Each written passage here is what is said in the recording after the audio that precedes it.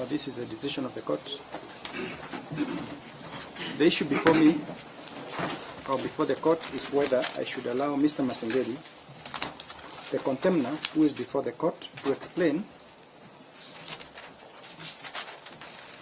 why he deliberately disobeyed the orders of summons by the court, which led to his conviction and sentence.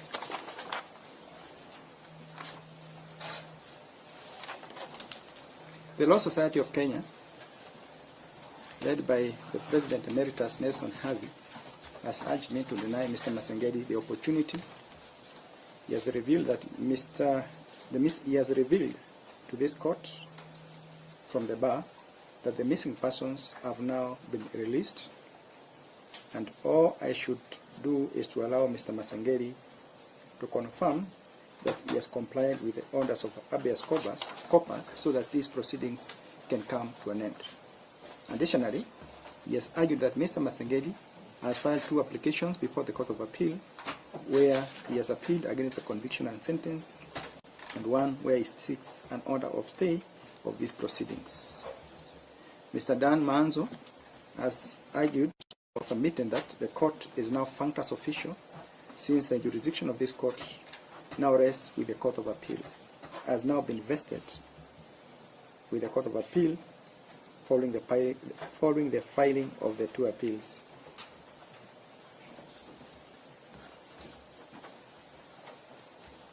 This position has been strongly opposed by counsels for the first respondent, Mr. Miller and Mr. Ogola, who have argued that the court gave a coercive order which end compliance requirements. Further, the proceedings before the Court of Appeal are intended to deal with the conviction aspect and not the sentence. In making a decision on the issue before me, I must make reference to the sentence of the order I made on the 13th of September 2024. In sentencing for contempt, there are normally 2 ways of punishing a contemptor.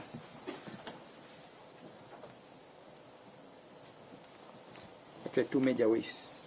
The court can choose to adopt a purely punitive approach, or can choose to use a coercive approach in which it includes what is known as the purging conditions. The coercive approach gives the contemptor the opportunity to save himself from punishment, the equivalent of purgatory in religious circles, so that if the contemptor complies and fulfills the obligation required of him by the court can weigh and consider whether he has cleansed himself of the original sin.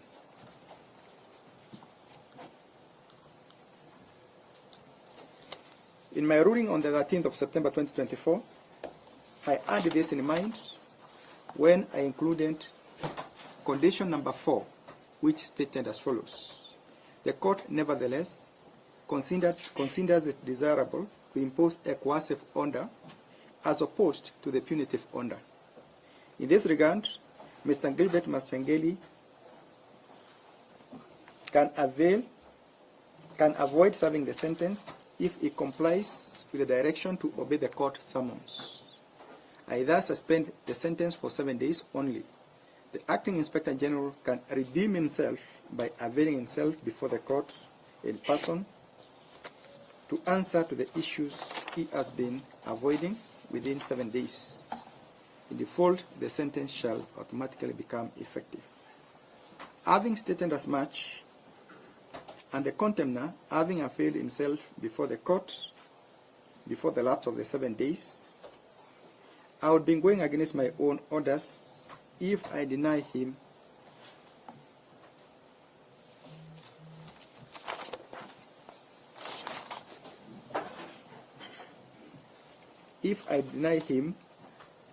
audience as urged by the LSK. This is a court of justice and must act fairly at all times towards those that appear before it. Mr. Masengeli is entitled to be heard by virtue of this court order. The Court of Appeal has not taken away the jurisdiction of this court, for it has not issued any order barring this court from hearing Mr. Masengeli. This court is not functus official either, as the sentence was not purely punitive, but coercive, laced with purge conditions that the court reserved to consider before the sentence becomes effective. I will thus allow Mr. Masengeli to take to the stand and redeem himself. Most obliged.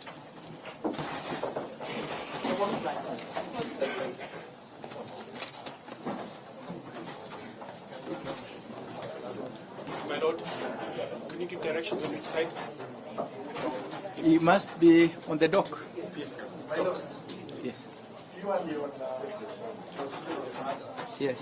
Stemming from the natural rights challenge Yes. the petitioners reserve the right to cross-examine. My lord, with your kind permission, this is a matter between the court and the contempt law, and it's strike law that the petitioners have no right to cross-examine. Okay, let the order. Sorry, that cannot be the premise. Because if it's, just a minute, I have a right to be heard. If he insists that we ought not to be here, we may as well walk out and Okay, go. okay. Let me do this. Mr. Havi, kindly listen. Let him explain. Immediately he has done that, I will seek. I'll seek what? Submissions from you on whatever issue you want. Then I will do on it. But for now, let's just follow the order. Let's hear him. My colleague has actually made a Yes. Yes. It is taking oath for the Bible.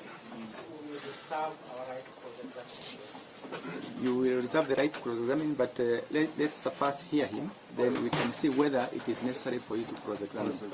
Because you see, why do you make the decision to cross-examine before you have even heard what he says? Precisely, my lord. Now, a prudent lawyer must, just of wait. necessity, Just wait. convey to the court what he intends to do. Yeah, just wait until he does it, then we will consider. My lord, may I seek your leave?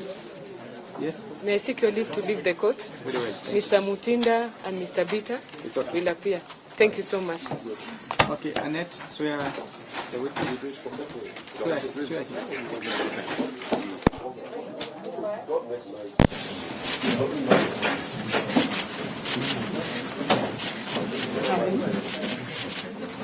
So you repeat after me.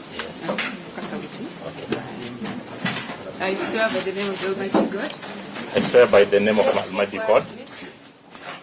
I swear by the name of the Almighty God I swear by the name of Almighty God that the evidence I shall give that the evidence I shall give touching the matter in question touching the matter in question shall be the truth, shall be the truth, the whole truth, the whole truth, and nothing but the truth. and nothing but the truth. So help me God. So help me God. You can start with your full name. Kindly tell the court your full name, please. My name, Gilbert Masengeli, Deputy Inspector General of Administration Police.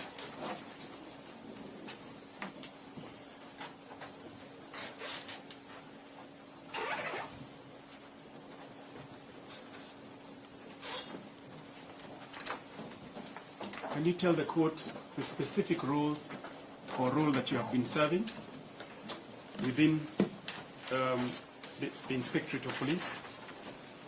My Lord, some of my duties and responsibilities is border security, ensuring that our borders are safe from incursion within and without for the safety of the Kenyan, my Lord. Now,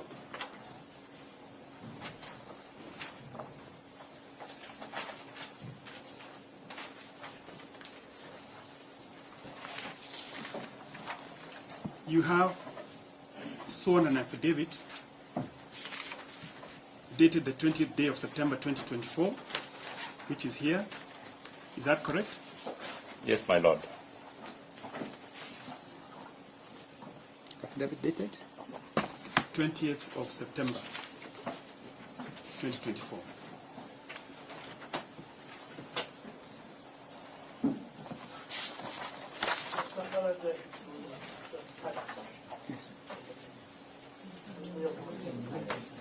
You've not been served with this affidavit? It's been forwarded to Rebecca's phone.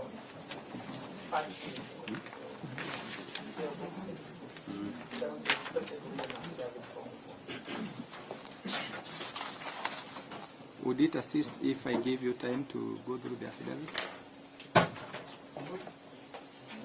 Because I can adjourn briefly so that you go through it, if that is what you want.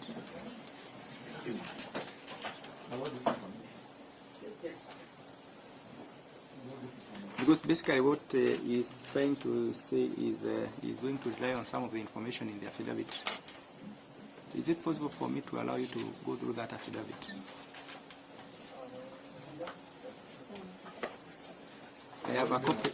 I have a copy here, but I would, if you don't mind, I could ask my court assistant to have it photocopied by the court. There is a return of service. No, let's not get to that. We just want to do things in the right way. Yeah. Yeah, I just wanted them to get that. Mr. Nelson Havi, I want us to agree. Can I adjourn for 20 minutes so that you can, maybe 20 or 30 minutes if you wish? I think 20, even 15 would be good. Very well. So in yeah.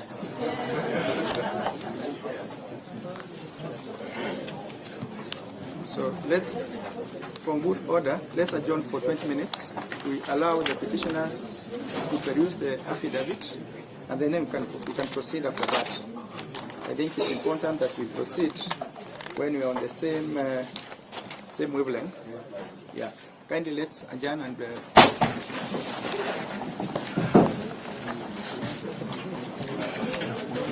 Just focus me and you. What